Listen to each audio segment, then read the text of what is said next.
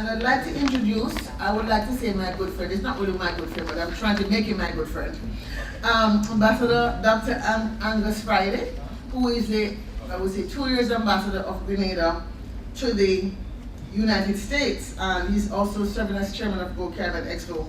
What I do know about Ambassador, before he became ambassador, he was at the World Bank in a very, very senior position, working a lot on the global oceans issues and the blue economy. And so because of that, CSUN has become one of my mentors around how to engage the Caribbean in the blue economy from a different lens and perspective. And I'm looking very much forward to hearing Ambassador Friday's remarks as he gets the ball rolling. So Ambassador, welcome. It's a great pleasure to see the sort of energy in the room this morning, because I think we're here to talk about something which is near and dear to all of us. But we're here to talk about something which goes beyond an event. We're here to talk about creating and developing a movement that can take us from where we are today as a set of Caribbean nations to where we would like to get to tomorrow as a Caribbean civilization. So today's topics, as you hear, include the creative economy, which we like to call the orange economy. We'll be hearing about a little bit about energy, which is the green economy. And so it's a multicultural and multi-colorful economies that will be on the stage. I'd like to call up now our next speaker, Jeffrey Lee, who is the head and director of Strategic Investment Group for New York City Economic Development Corporation. Thank you for joining us. I have to open by saying, since I'm half Colombian, I have to say, a mi gente del Caribe, buenos días, muy buenos días. My name is Jeffrey Lee. I'm the Senior Vice President at the New York City Economic Development Corporation. I head our Strategic Investments Group. And I'm going to give you, in the next few minutes, I'm going to try to paint a really broad picture for all that EDC does in terms of supporting the business ecosystem here. And I want to just echo the statements that are made about inclusive innovation. I think that really is very accurately describes what we're trying to do here in city government. Welcome again, everybody, to the second day, final day of the Go Caribbean Expo. And I think one of the things that really stood out from Ambassador's speech, Ambassador Angus Friday, was when he kind of mentioned that this is not an event. It's not an event. I run a consulting firm, Anchor Strategy Group, and I've deliberately created our company's growth strategy around the Caribbean markets, which means that this is one of the initiatives that will be driven into actual commerce, actual deals. And we've already started to talk with companies locally in the region. I was just in Guyana, and I met with a number of businesses in Guyana, over 15 manufacturing businesses that are looking to connect with this market.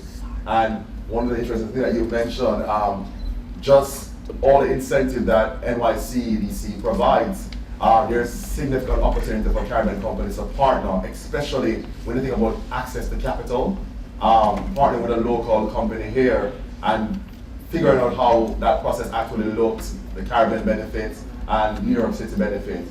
Caribbean countries, in working in Haiti and Guyana and Mauritius and Trinidad and Tobago, I've come up with this kind of outline of what the Caribbean is trying to do and how it sees migration and diaspora fitting into that, if at all. So the Caribbean seems to be moving towards this vision of a resilient, green, knowledge-based, diversified Caribbean. And what that tells you is that that is not the reality. I am Beverly Aline. I am Senior Business Development Officer with the Barbados Investment and Development Corporation. And what I want to talk about is who we are as a corporation, look at some of the emerging sectors in Barbados, and talk a little bit about the initiatives and what is needed to grow the sale of Barbadian goods and services, which will then infer the opportunities for investment and partnership as it relates to Barbados. Bom dia, buenos dias, Thank you. goedemorgen, good morning, bonjour. That's where I come from. I'm from Curaçao, Willemstad, Curaçao, Dutch Caribbean. We have all of you represented on that small island. I've been living in Holland, so I used to be a diaspora, as you said, for 17 years. And I enjoyed it, my time in Europe. So 4 years ago, I went back to Curaçao, where I'm from. Tiny island. You all know that, I don't know if you know that bridge, that's our very tall bridge that we have there. Crossing is, they built it and constructed it in the beginning of the 70s. And so that is what we are. Curaçao is actually a bridge, talking about clusters. What we are supposed to be doing now, my company, we are building a bridge between Latin America, Caribbean, and North America. That's why I'm here. My name is Wayne Biggs. I'm from the Virgin Islands Economic Development Authority. And the VIEDA is a one-stop shop for services to support global companies that want to invest in the territory. And it's interesting to hear all the other panelists speak because we're suffering from the same dual brain drain that was mentioned.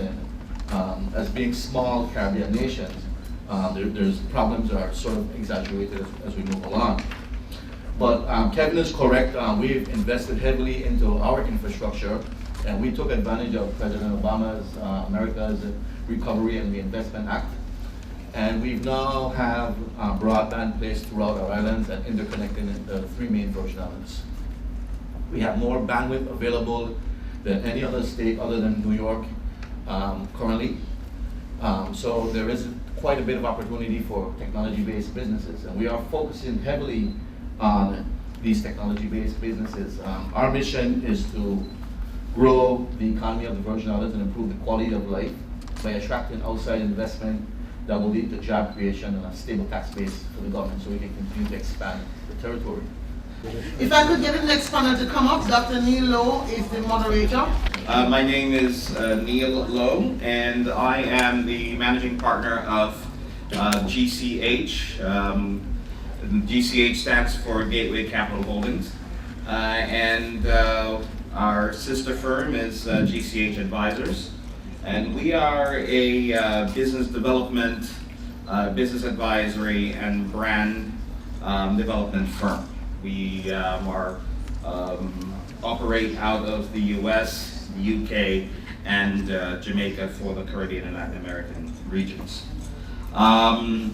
I've been asked to facilitate the panel today on the discussion of investment readiness because it is not only is it a part of what we do at GCH, but it is a strength of my personal background. I come from the structured finance investment space where I spent almost 18 years sort of cutting my teeth between Goldman Sachs and Deloitte, and so it is a space that I know very well, and I'm still excited about, even though we've sort of taken our beatings over the last 8 years. It's still, you know, banking is still good, so don't shy away from it. Good morning, everyone. My name is Michael Cooper. I'm originally from Trinidad and Tobago. I also grew up in Venezuela, and I currently live and work here in New York. And IA Capital was formed last year, 2014, as a boutique advisory firm working with corporations, and as of this year, we've been working increasingly with governments on accessing institutional and high net worth capital from developed markets. I think that people are definitely aware of the Caribbean as a vacation destination. And you know, honestly, a lot of people don't necessarily understand that there are full-grown societies in the Caribbean that have businesses, that have various funding needs on the government side for things like infrastructure, energy, healthcare. On the private sector side, there are a number of quite large, actually, corporations in the Caribbean. And especially in Trinidad, as well as Jamaica and Guyana, there are a number of manufacturing companies. A lot of people don't know that there's a pretty sizable pharmaceutical sector in Trinidad that could definitely grow a lot more. And there are a number of opportunities out there. To be honest, accessing capital in the Caribbean is not easy for a number of different reasons on both the supply side, meaning the people who have capital, banks and pension funds, insurance companies, and the like, as well as on the demand side, which I think a moderator alluded to, which is that there's a lot of disparity in terms of how prepared people are to accept that capital. My name is Jimmy Vigna. I am the Senior Business Development for the Division of Economic and Financial Opportunity, which is a division within SBS, the Department of Small Business Services. So what that really means in a nutshell is that it's my role to help business owners either bid on city, state, or federal contracts, to access other resources available to help their small businesses start, operate, or expand, or if they already have certain types of certifications with the city or the state, to help them effectively leverage them in order to grow their business through contracting with the city or with the state or with the federal government. So, to look at SBS as a whole, what we do is, as I said, helping entrepreneurs either start, operate, or expand. And we do that in a lot of different ways. So, first and foremost is helping business owners access capital. So, we work with a number of different lenders, commercial banks, alternative lenders. We also assist in crowdfunding, putting together venture capital deals as well, to help business owners access either loans, lines of credit, or anything like that. I'm Janice Lawrence Clark, President and CEO, Creative Director of JLC Productions, a fashion presentation company.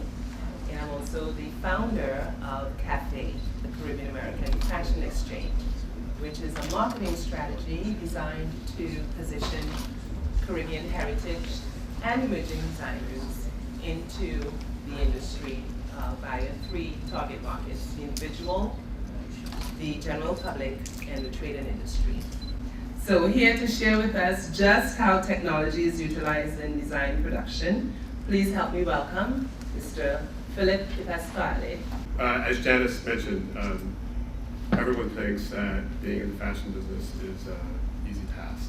It's no easy task by any means on anybody's standards. There's a lot that goes on in the fashion world. So I'll just take you through kind of a brief, quick overview. I have a couple slides I'd like to share with you to tell you a little bit about who CGS is. We are a business application solution that reaches across the globe. We have an applications center, which is our full suite of ERP products that supports all of our fashion industry clients, customers, partners, as we like to call them. We have an e-learning division where we actually create learning videos and training videos across the globe for folks like Optimum, and where we show you how to use a remote and how to log on to your TV and how to get things to work. And we have an outsourcing, which is our global outreach where we do help desk support, where we do global technology, where we do infrastructure, and support our entire application out in the cloud, if it absolutely needs to be out in the cloud, as well as in-house on your own internal network. I can say you can enter the fashion business with $0.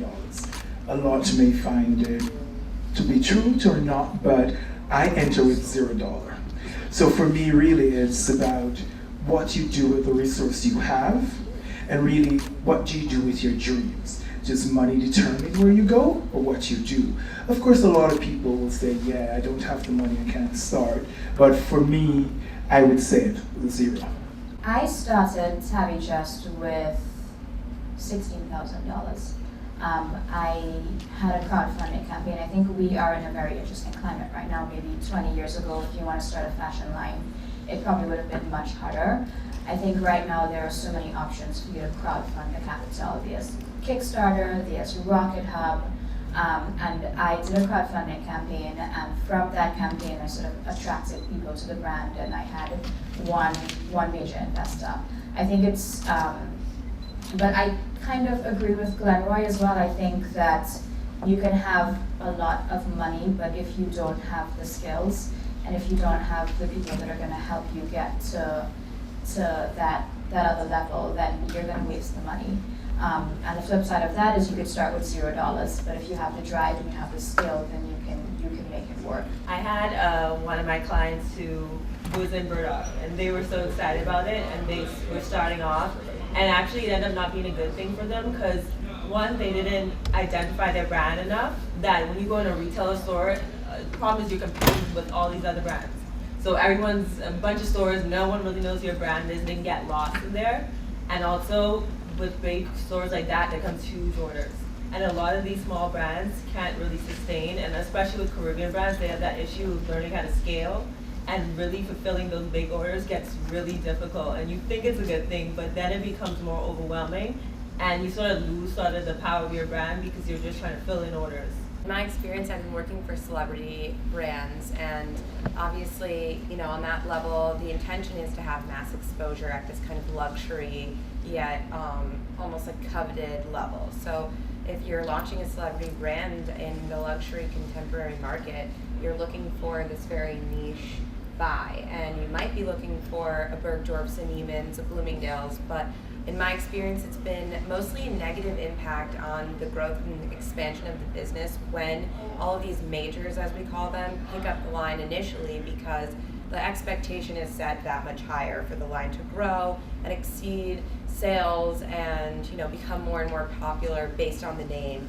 And often with these celebrity endorsed businesses, things are not maybe as well organized as, you know, these major retail corporations would anticipate. And unfortunately, what can happen is these brands get picked up by all of these majors because of the name and the expectation, and they falter. And then they're dropped by these, you know, retailers, and they're never welcomed back. Good afternoon, everyone. Thank you so much for all being here this afternoon. And I'm going to try to keep this session very focused. And the focus is about the food sector and how the Caribbean works. I'm just going to give you a brief overview of who I am, what I've been up to, and what I've done over the last couple of years. My first restaurant in New York City was called Maroons. It was a Southern and Jamaican restaurant in Chelsea. When we created the business plan, we planned to do $250,000 our first year. Our first year we did $850,000. The second year we did $1.2 million in sales. So just in going into business, it's all about the plan. I just came back, recently came back from Puerto Rico. I was there for a week, and I had interesting conversations in the island. There's also a big farm and table movement in Puerto Rico that's happening right now. The reason I was there is because I'm bringing to Puerto Rico a food and wine festival, and that's also part of, you know, tying up the Caribbean and tying up what the U.S. and the movement that's happening. Puerto Rico lost a lot of money through the sugarcane when the sugarcane industry stopped happening, and now they're trying to bring the sugarcane industry back. There's new plantation in the sugar industry. There is new organic coffee that's being grown in the island of Puerto Rico and is ready to be exported. The same exact thing with Puerto Rico is now starting to take tomatoes and different types of fruit and vegetables are being sold to the local grocers and to the local supermarkets. There's only, I know we talked about it yesterday, and they talked a little bit about the political aspect last night.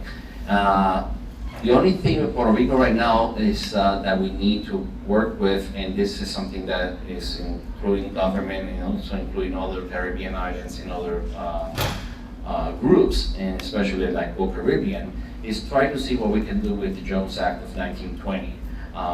There's a difference between the 1920 Act and the 1917 Act. The 1917 Act is about citizenship, the 1920 Act is about the marine and merchant. And the problem with the Jones Act of 1920 is that products that are made in Puerto Rico have to be exported and then brought back into the island, and then that's you double taxed. I'm Fair York, an attorney. I customs and international trade attorney, a lot of work in the Caribbean and also working with the food sector here as well. So I've had the opportunity to see and address a number of the issues that face importers, right, or imported products coming from the Caribbean. I had an emotional reaction to what you just said though, which I'd probably like to start with, which is your advice to adjust your food coming from out of the Caribbean or Mexico or wherever to the palate of the European or the American. I mean, wouldn't that depend on what your market is? You know, I commend you, chef, for the success of your restaurants. I've had these experiences of going to restaurants that market and brand themselves as Caribbean, but as a Caribbean person, I go to a restaurant that's serving pseudo Caribbean food and I'm not interested, you know, and I think it is very important to be careful I'm not a brand person, obviously. I don't even know how to call it. I'm not a brand expert, but projecting something that's Caribbean without truly reflecting and incorporating those aspects that are Caribbean, I think, is a dangerous, you know, path to walk. And I'm Dawn Steve. I'm Jamaican by birth. I was raised in the United States. I've been here for like 41 years. I have worked as a management consultant for maybe 17 years in corporate America, and I left corporate and opened my own restaurant. And I've been in the restaurant business now for 13 years, working not just in providing a meal to an individual, but also providing a meal that's going to nourish their body. And that's where I am looking to further develop in the wellness arena, helping people to balance their lifestyle through the meals that we eat to get the nourishment that we need. Going back to value adding, going back to exposing our brand as a Caribbean nation. The thing that I've learned in the restaurant business is that the American palate is tired of the traditional Chinese food that you can get from the corner store and the Italian food that you can get readily available to you.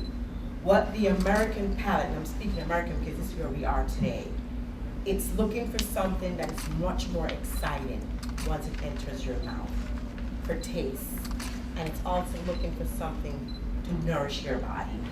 So I do not agree with the statement to adjust the taste and the quality and the hotness, for lack of a better word, of exporting from Jamaica or even Puerto Rico to the United States, because that's what they're looking for. They're looking for the authentic flavor.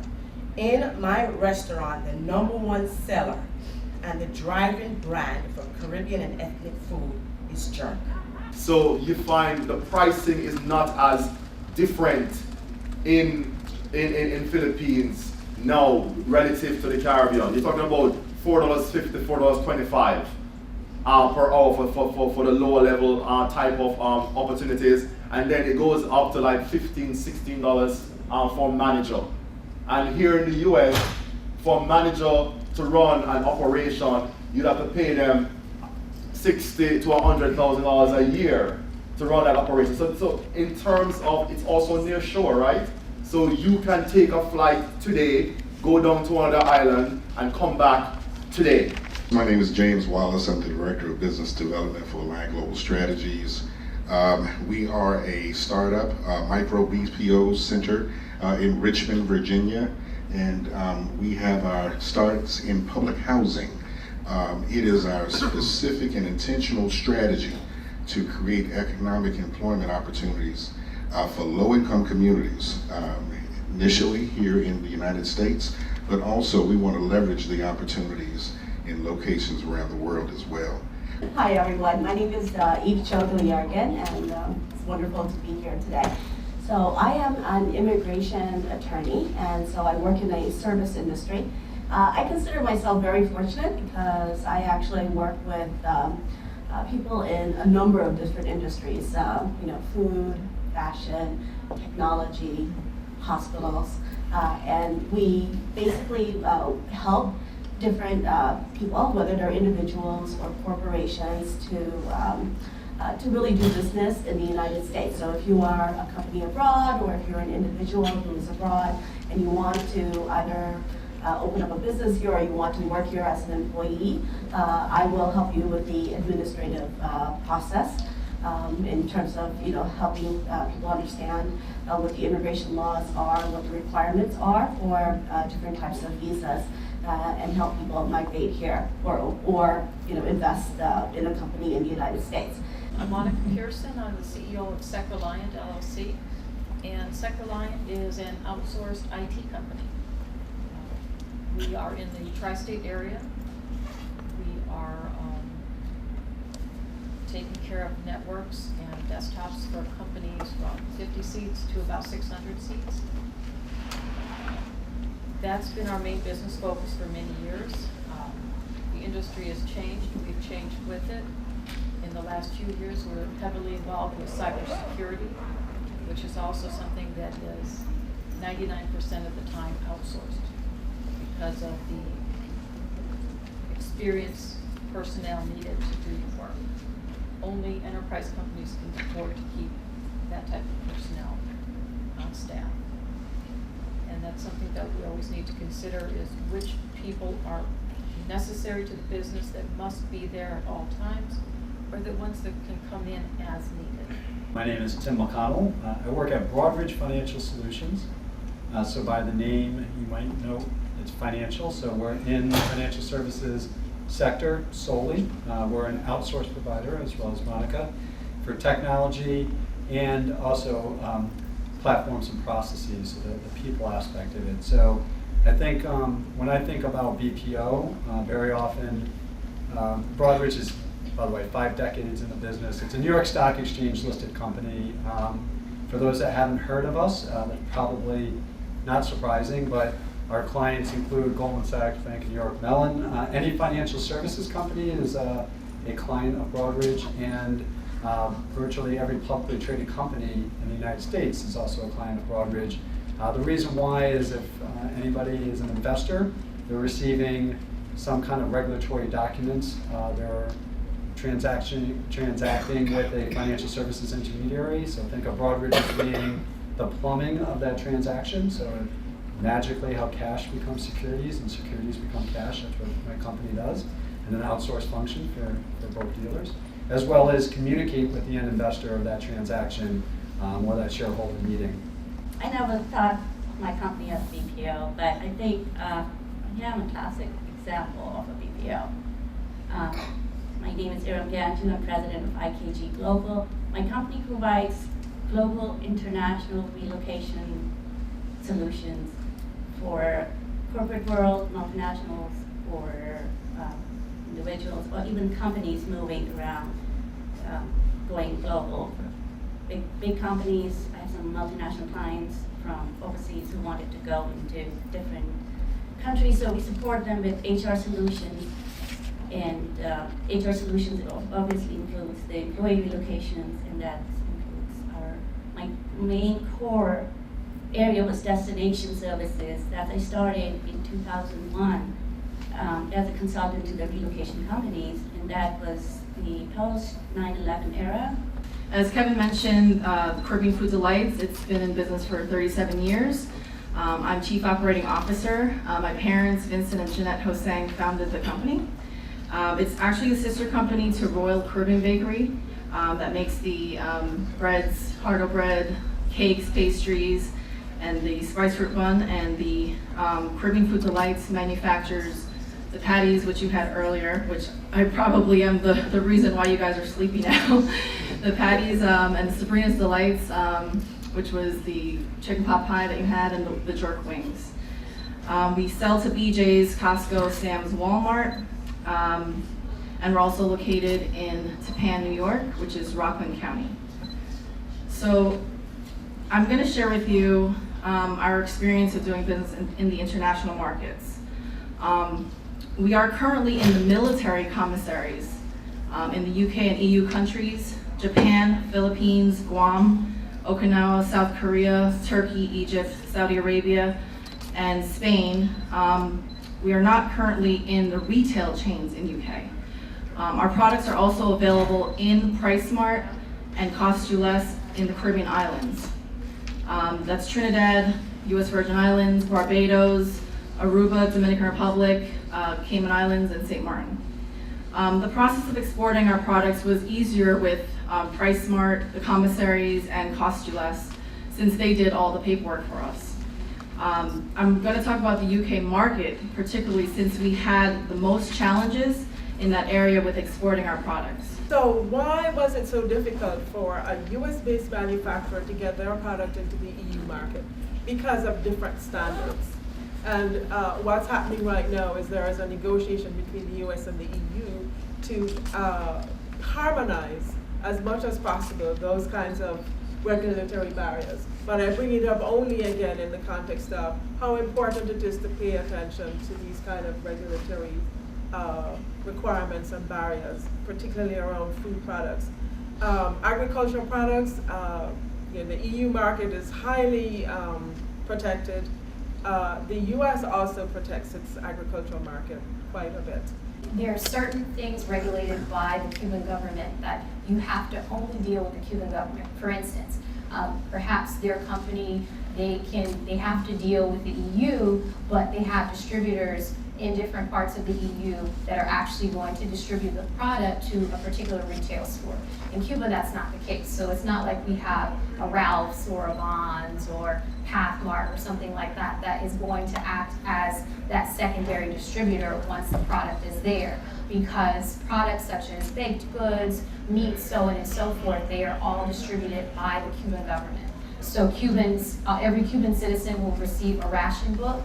And if you have a ration of meat, you go to the butcher.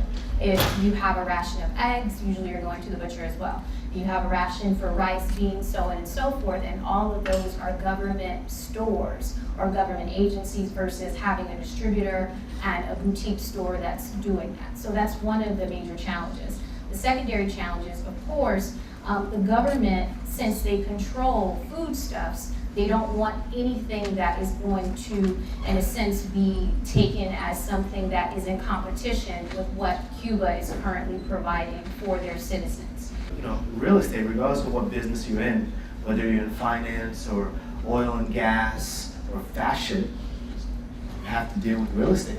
My name is Joe Banda. I am on the management team for LG Fairmont. We're a boutique real estate brokerage right here in Manhattan, probably 3 blocks from here.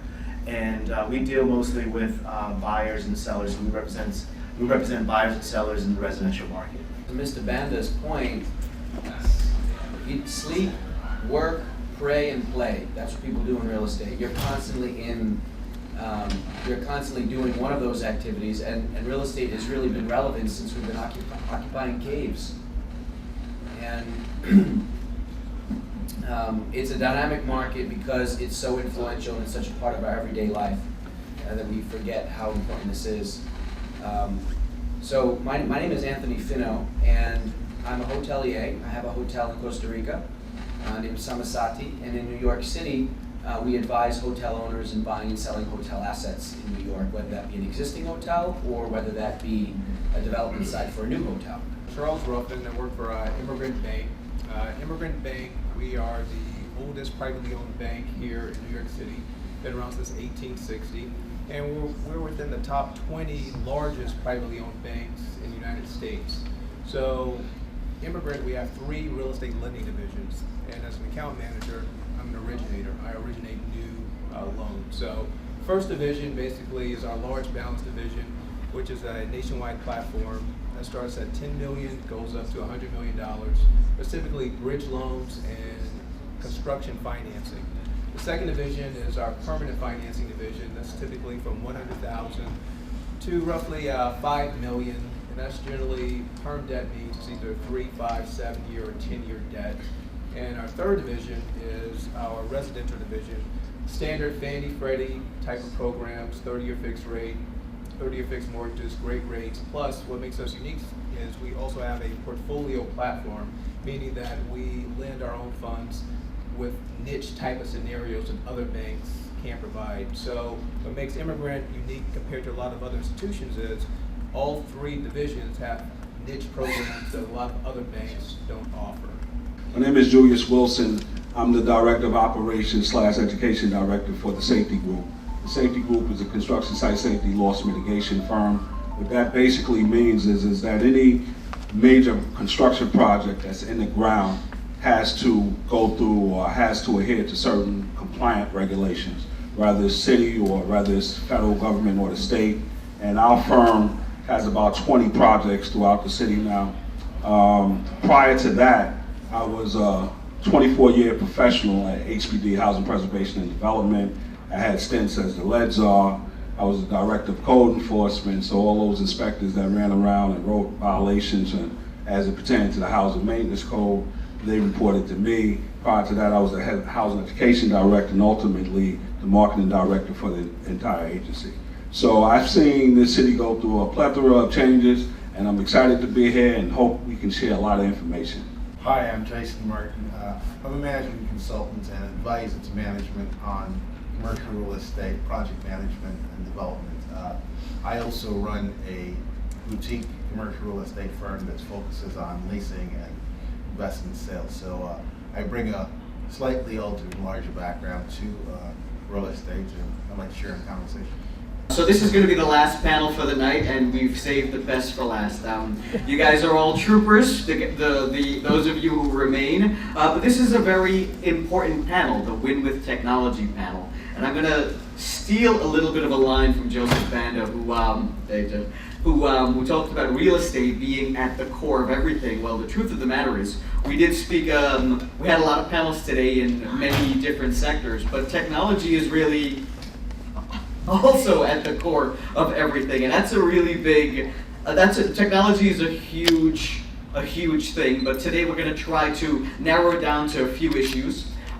We have a very prestigious panel here with us. Lolita Alford, Marketing Manager at Thumbtack Technology, Diane Marinescu, Legal Consultant, and Monica Pearson, CEO of Sectorline, who you guys have seen before. So I should probably introduce myself as well. My name is Ravi Rampisoon, and I am on the advisory board of Go Caribbean, and I have had a career in tech research. So I've been in the digital space for about 4 years now. I started out working for a fashion tech company, controlling all of their online content, social media, strategy, managing a couple of our writers and building relationships in the digital world. After that, I went into consulting, digital marketing consulting for a couple of nonprofits and startups. Currently, I'm marketing manager for a tech company called Thumbtack. We focus on B2B business, and I'm also an adjunct marketing professor at Mellon College. Hello, everybody. My name is Diana Marinescu. I'm an attorney, and I've been working for a few law firms so far in the white-collar crime division, government investigations, and pretty much international business litigation. I'm very interested in the business side and technology, and I recently been part of a global entrepreneurship program at MIT. So I'm here to add Robbie's invitation. Hello again, my name is Monica Pearson. I'm the CEO of Sectorline. You could say I've been in the security industry for a long time because I'm a 20-year military veteran. Yes. The other veteran in the room, yay! Yay! And I've been the CEO at Sectorline for about 5 years now. We do manage IT, so we're outsourced IT for businesses, and we are a cybersecurity company also. We do incident response, breach mitigation, and also preventive measures. Thank you all so much. Thank you. Taylor Kaiser, Tabitha St. Bernard, Renoy Mark, Howard Robinson. Thank you all so much for this Fashion and Garment panel at the Go Caribbean